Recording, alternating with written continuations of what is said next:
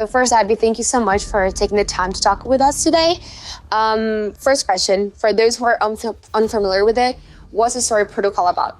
Yeah, thanks for having me. Yeah, very great event. So for Story, we are a EVM compatible layer 1, focusing on bringing intellectual properties on-chain.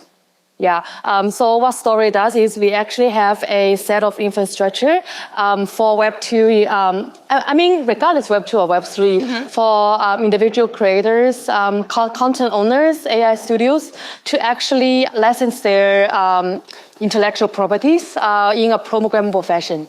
So what does it mean is we have a set of infrastructure ready, even embedded with the US copyright legal framework into our smart contract. So for creators, they can actually just do a plug and play model. So simple SDK integrations. Yeah. Okay, nice. Okay, next question. So Story is building programmable IP. Yeah. Can you give us a real example of how someone might tokenize their IP and license it out? Yeah, this is a great question. So for Story, we focus on 3 different parts.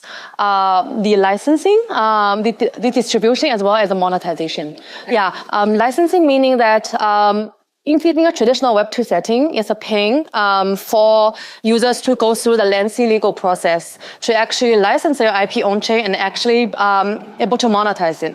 So we have codes that can actually allow creators to plug in and then bring all those IP on-chain. So we have different ecosystem projects that's building on different aspects.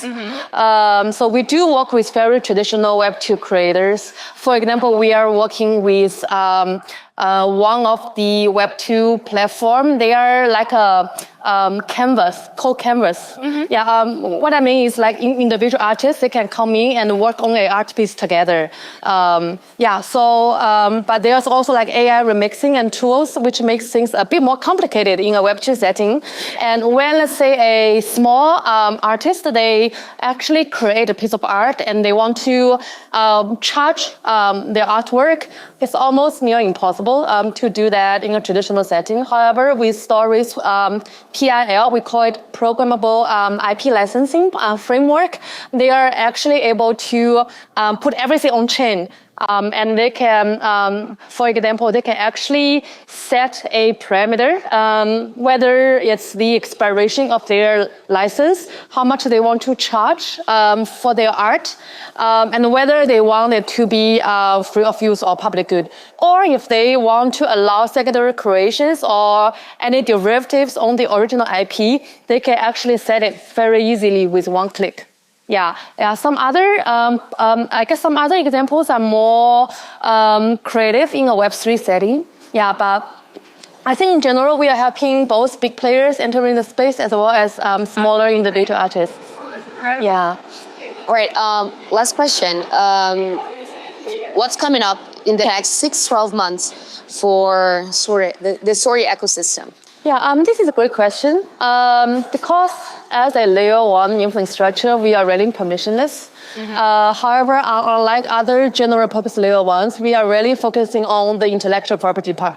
Yeah, but in the age of AI, and we also talk about like data security and ownership, because we believe your data is also your IP. Yeah, and oftentimes it's very difficult to monetize your own IP or your own data, and a lot of times data can be abused. Yeah, so people can actually come in and steal your data. Yeah. So for us, we focus on 2 aspects. One is setting up real use cases for like big Web2 conglomerates. For example, we are talking to Hollywood of the world. Yeah, we are talking to K-pop labels. Yeah, trying to create real like IP RWA cases. On the other hand, we are also incubating AI and data projects. So one notable ecosystem partner that Story is deeply involved is called Poseidon.